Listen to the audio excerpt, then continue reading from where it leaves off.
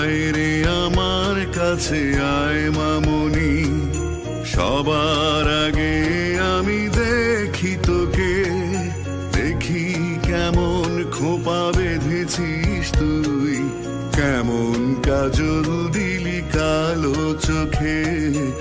আয় খুকু আয়, আয় খুকু আয়, আয় খুকু আয়, আয় খুকু আয়।